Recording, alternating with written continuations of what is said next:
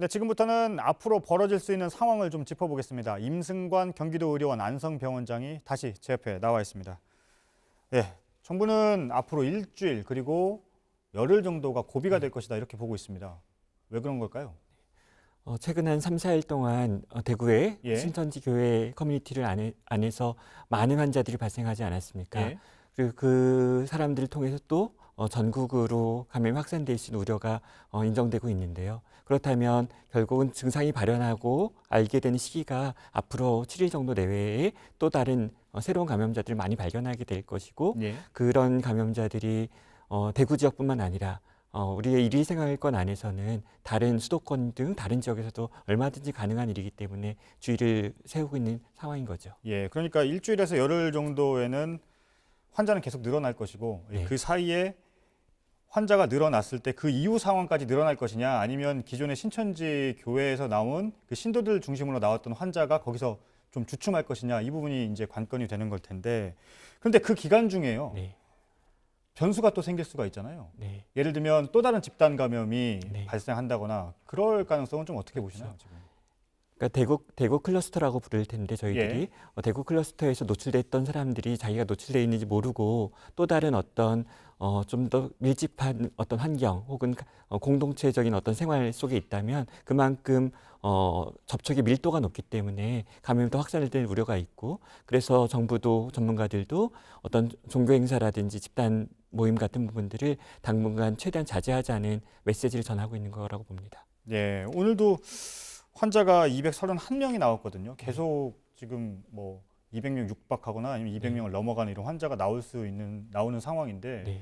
국내 인프라가 과연 대응이 가능할까요? 네. 즉 의료기관의 인프라를 말씀하시는 예. 걸까요? 병상 같은 부분들이요. 그렇죠. 특히 대구, 네. 경북 지역은 지금 확진 판정을 받고도 병원에서 제대로 치료를 못 받고 있는 상황들이 지금 네. 속속 집에서 알려지고 대기하고 있는 있는데요. 분들이 있죠.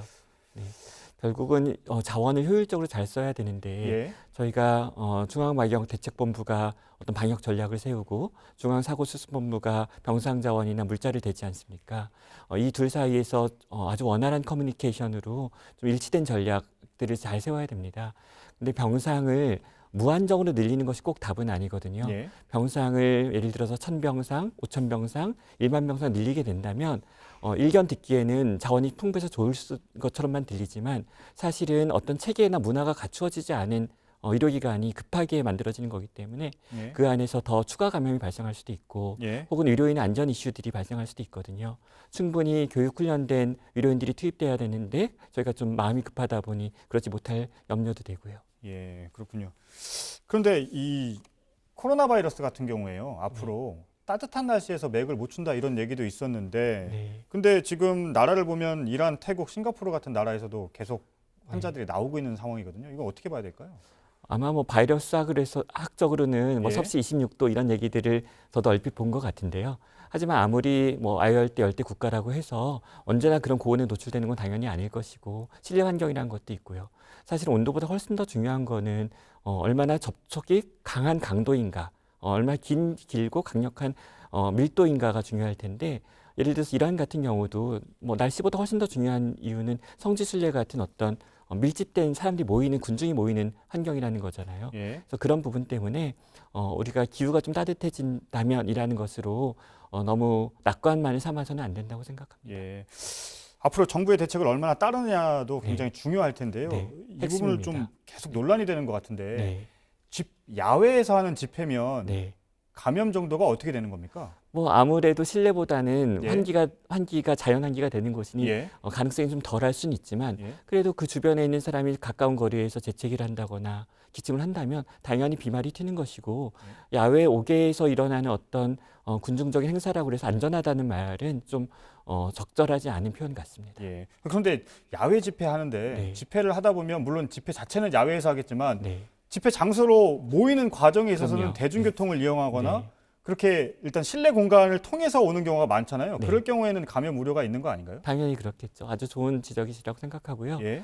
그런 교통수단 같은 부분들이 지금 가장 과밀하게 이루어지는 것이고 또 예. 워낙 인구가 많은 수도권 같은 경우라면 더욱더 그러지 않습니까? 예. 그런 부분들에 있어서 좀 사람들이 분산돼야 되는데 밀집하지 않은 분산될 수 있는 일들을 저희가 자꾸 노력해야 되는데 어떤 경우에 그렇지 않은 부분들이 있는 것 같아서 예. 걱정스러운 마음으로 바라보고 있습니다. 예. 생활수칙을 잠깐만 네. 더 질문을 하고 싶은데요. 네. 손 씻기, 네. 마스크 착용, 그다음에 기침 기침을 예방. 할 때는 소매로 가린. 네. 여기서 한 걸음 더 들어가 보겠습니다. 네. 손을 자주 씻어야 되는데 네. 얼굴을 만지지 않는 것이 그렇게 중요하다면서요? 그럼요. 그러니까 우리가 호흡기 감염이니까 결국은 예. 코와 입 같은 점막, 때로는 뭐 결막 같은 눈 점막을 만지기 때문에 감염이 되는 것이고 예. 실제로 우리가 아는 사람이 우리 얼굴에 재채기라는 게 그렇게 많지 않잖아요. 예. 환경들이 오염되거나 직간접적인 접촉을 다시 내가 코와 입에 손을 대기 때문인데 그러니까 어린 아이들이 감기도 더 잘 걸리는 거겠죠. 예. 따라서 마스크를 쓰는 것도 중요하지만 그에 못지않게 혹은 어쩌면 더 중요한 것이 손 씻기를 잘하는 것입니다. 짧게 한 가지만 더 네. 여쭤보겠습니다. 마스크를 쓰잖아요. 네. 그리고 소매에 기침을 할 경우에 네. 그 착용한 다음에 마스크는 어떻게 해야 하다며 네. 소매에 기침을 했잖아요. 그 네. 옷은 어떻게 해야 됩니까? 네. 그 이후 조치는 또 어떻게 네. 해야 될까요?